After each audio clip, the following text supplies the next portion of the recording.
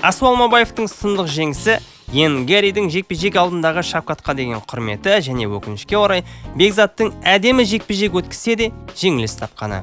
Бүгін жалпы UFC Fight Night 265-ке кішігірім шолу жасап, Асу Алмабаев пен Бекзат Алмаханның жекпе-жектеріне айтылған сарапшылардың және шетел халықтарының пікірлерін оқимыз. Сіздермен бірге не бар не жоқ арнасы және де оның жүргізушісі мен Беклан. Маған қолдау ретінде видеома лайк басып, арнама тіркеле кетіңіздер.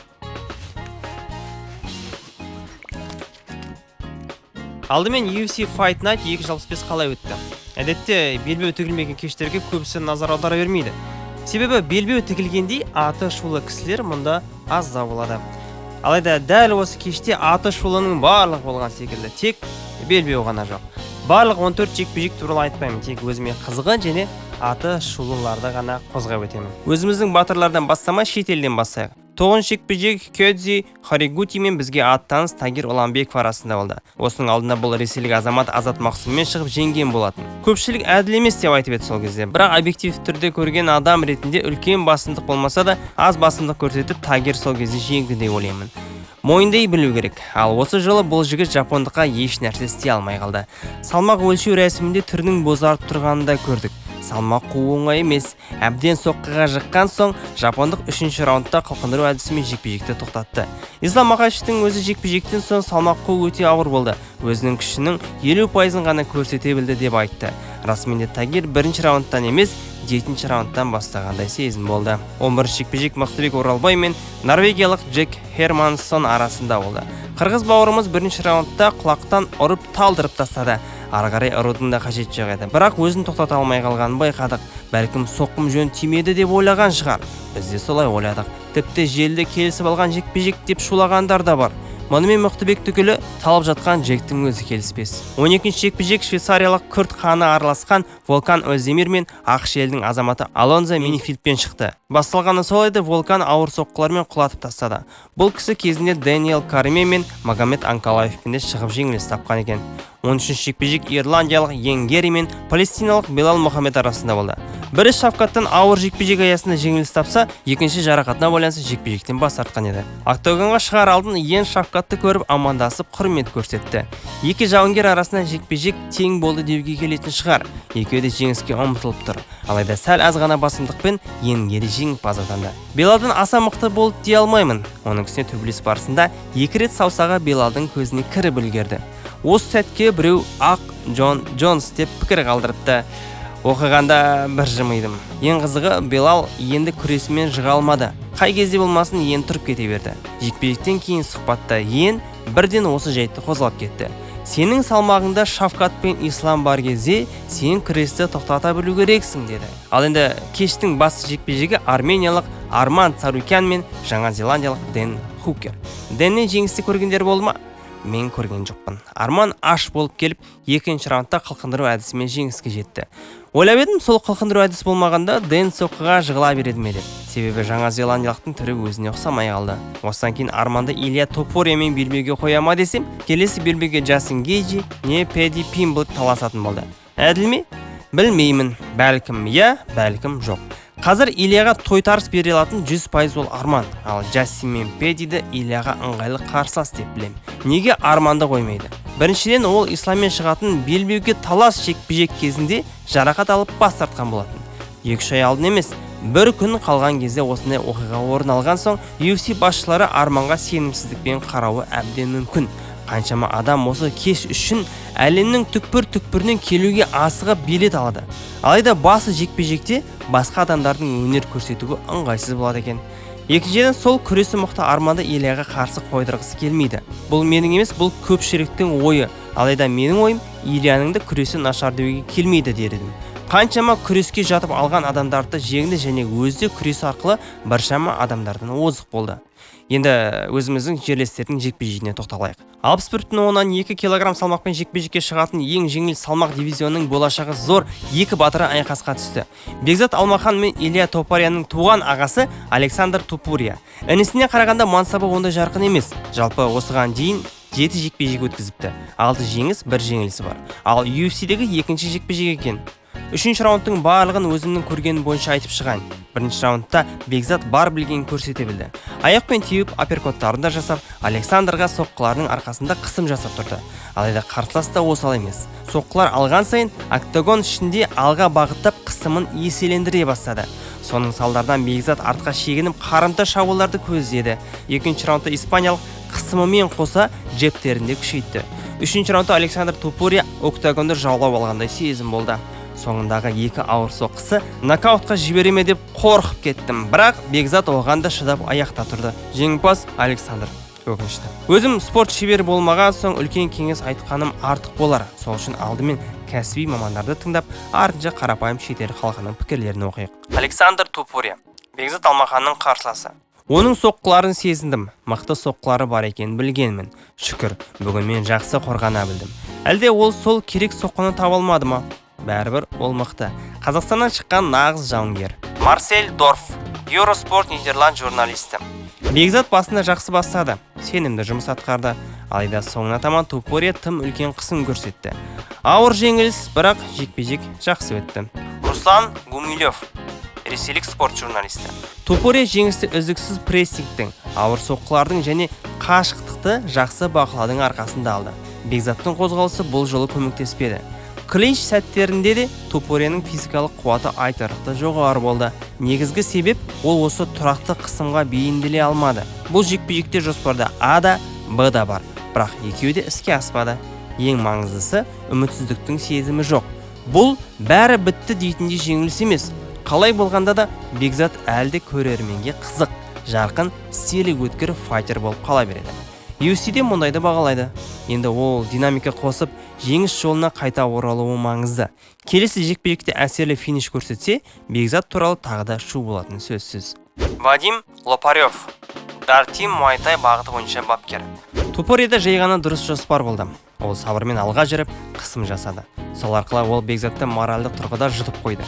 Александрдың бұл жекпе-жекке жақсы масса қосқанын ірі көрінгенін байқауға болады. Алмахан ақылдырақ әрекет ету керек еді. Бекзат жақын қашықтықта соғысудан сескенгені байқалды. Ол бір комбинацияны 10 рет қайталады. Басында оның соққылары іске асып жатқан, алайда оның апперкоты мүлде өтпей қалды. Бір-екі ауыр соққы өткізіп алған соң, сәл бәсеңдеп, қалай жалғастыруды білмей қалды. Сол кезде күреске жүгіну керек еді. Өйткені оның күресі жақсы, нәтиже осылай болғаны өкінішті. Асу Алмабаев.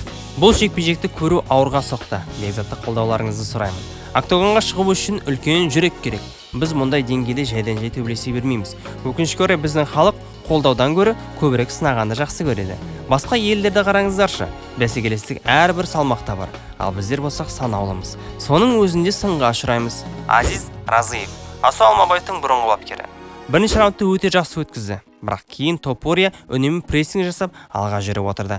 Бір сәттен кейін Бекзат өз соққыларына сенуді тоқтатқандай көрінді. Панчерлерде мұндай болады. Александр Бекзаттан соққы техникасы бойынша да, күрес бойынша да бір бас жоғары болды деп айта алмаймын. Ол Алмаханды жерге күрес арқылы құлатты. Бірақ Бекзат бәрібір тұрып кетіп жүрді. Физикалық жағынан да қатты артта қалған жоқ, бірақ бір нәрсе жоспар бойынша жүрмей қалды. Мүмкін жекпе-жек барысында бейімделе алмай қалған шығар. Жалпы жақсы жекпе-жек көрсетті. Енді қарапайым шетел халқы не деп жатыр? Екі жігітте өте шебер айқасты.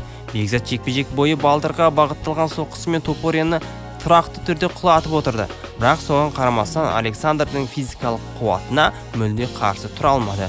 Бекзат күресте де жақсы қорғай алды. Жерге түскен кезде де қауіпсіз жұмыс істеді. Екі спортшы да оп-оңай рейтингте тұра алатындай деңгейде. Шамамен екінші раундтың басынан бастап ол аяғымен тебетін кезде оған қарсы джеб келіп жатты. Сонымен қатар Топурияның жалғасы жоқ тейктаундарының өзі Бекзатты сақтанып алаңдатып қойды.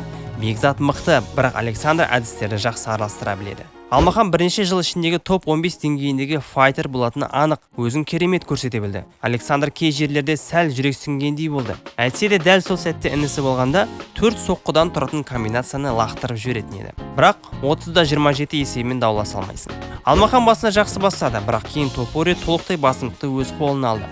Ильяның кейбір жекпе-жектерде осыған ұқсас өтеді. Бұл жекпе-жек емін-еркін негізгі картада тұра алатын еді. Ең жеңіл салмақ дивизионның шеберлігі қайда жатыр десеңізші. Бекзат бірінші раундта аяққа бағытталған киктерді өте сәтті қолданды. Кейінгі раундтарда олардан неге бас тартып кеткенін түсінбей тұрмын. Бұл жігіттер алдын ала карттағы файтерлер болатындай емес. тым мықты. Ашық айтқанда бұл Топурияның жеңісі емес, көбірек Бекзаттың жеңілісі сияқты көрінді.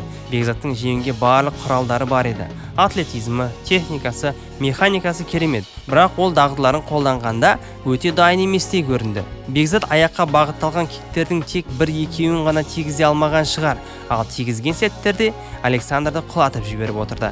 Александр да өзінің мықты жекпе-жегін көрсете алмағандай, қарсыластың күшінен қорыққандығы соншалықты өзінің қауіпсіз қалу үшін істей алатындарын сыртқа шығара алмады. Әсіресе соңғы сәттегі соққылары соған дәлел. Ол сол соққылармен біраз нәрсе істей алатындығын сездірді. Бекзат неге аяққа бағытталған соққыларын жалғастырмағанын түсінбеймін. Экранға айқайлап отырдым. Шын айтқанда Бекзат нағыз монстр. Бұл жекпе-жегін төмен бағалауға болмайды. Оның жекпе-жек IQ-і минималды, бірақ жылдамдығы мен күші аса үлкен. Бірінші раундта және мүмкін екінші раундтың алғашқы жартысында ол өзінің оң қолының нокаут жасайтын күшіне тым сенім артқан сияқты. Оған көбірек финттер мен комбинациялар жасау пайдалы болар еді, және жалпы соққының көлемін көбейту. Енді екінші жерлесіміз Асу Алмабаевқа келейік. 56,7 килограммға дейін шектеуі бар аса жеңіл салмақта өнер көрсететін бауырымыз ақ шелдің азаматы Алекс Переске қарсы шықты. Қарсылас 35 жекпе-жек өткізіп, оның 10-ынан жеңіліс тапқан. Сол жеңілістердің 5-ін осы соңғы 6 жекпе-жектен тауып отыр. Әйтпесе осы жақында ғана белбеуге таласқан шыққан жауынгер ғой. Кімді болсын белбеуге таластыра бермейтін білесіздер. Осал емес, тек сәтсіздіктер сериясында. Жекпе-жекте тағы да өзінің көзқарасымен айтып шолып өтейін. Бірінші раундта Асу жақсы өнер көрсетті. Екінші раундта қарсыласы іске қосылды. Басымдық ондай қатты болып деуге келмейді, алайда Алекс осы қарқынмен үшінші раундты да алса, жеңіс соныкі болар еді. Бірақ үшінші раундта оқиға мүлде басқаша өрбіді. Тағы да текетірес кезде Асу әдемі сәтті пайдаланып, үстінен секіріп, түре келіп қылқындыру әдісін жасап сұмдық жеңіске жетті. Әдемі жекпе-жек, ал енді сарапшылардың пікірін оқи отырайық. Асу Алмабаевтың жекпе-жектен кейінгі сұхбаты. Әлхамдулиллах, барша қазақ елі, бүкіл тмд елдері барлығына көп рахмет. Менің жеңілісімді күткендерге енді осындай болып қалды. Жеңісімді күткендерге әрбір қазақтың үйінен менен де мықты чемпиондар шықсын. Біз көшпенді халықпыз. Әр салмақта 2-3 қазақтан болу керек. Мына жерде азбыз. Келіңдер, өсекті қойыңдар. Азиз Разиев, Асу Алмабаевтың баяғы бапкері. Бастапқы 1-2 раунд Асу үшін ауырлау болды. Ол алға бағыттап, шабуыл жасап, өзінің жеңісіне сенді. Жекпе-жекте әртүрлі нәрсе жасап, дегеніне жетті. Перестің қателігін ұстап алып қылқындырып тастады. Менталдық түрде дайын болды және маған осы ұнады. Жарайсың. Асуды және командасын құттықтаймын. Дэймон Мартин, MMA Fighting сайтындағы аға репортер. Асу Алмабаевтан тұрып тұншықтыратын гильотина мықты болды. Майкл Кеза, кезінде Тони Фергюсонды жеңген UFC жауынгері. Ақылсыздық жасама, гильотинаға секір, дейді ол. Ал қарапайым жанкүйерлерше. Асу Алмабаевтың дене бітімі аниме кейіпкеріндей. Соңғы уақытта көрген ең керемет гильотина. Мен Пересті мүлде түсінбеймін. Оның саммишінен қорғанысы өте нашар. Ол гильотинаға өзі кіріп берді. Пантожа мен Фигередоны түсінуге болады. Олар нағыз жыртқыштар. Бірақ мұнда ол тура өзі сұрап тұрғандай болды. Асу Алмабаевтың тамаша кэмбэк гильотина. Оны қатты бағаламай жүр. Мини шапкаттың айналып теккені керемет екен. Бұл гильотина өте жұмсақ әрі таза орындалды. Асу Переске коала ағашқа шыққандай өрмелеп шықты. Жекпе-жек жақсы өтті. Дастиннің арманы кенеттен көріне келді. Түсіндірме. Дастин Пори Хабибті дәл осылай, бірақ жатып тұншықтыру әдісін жасамақшы болады. Алайда ол іске аспай, кейін жекпе-жектен кейін жеңіліс табады. Соған байланысты оның арманы деп біршама пікірлерден байқадым. Перес соңғы жекпе-жектерімен салыстырғанда жақсы өнер көрсетті. Екі жігіттен де керемет айқас. Алмабаев нағыз үміткер. Ол UFC-дегі алғашқы жекпе-жегінен бері керемет файтер болып келеді. Оның соққы техникасы жақсарған. Бұл тіпті жекпе-жек хореографиясы секілді көрінді. Осылайша менің еңбегім тәмам. Видеоны аса лайк басып, тіркеліп, қолдау білдіре кетіңіздер. Жеңісті күндерде жүздескенше.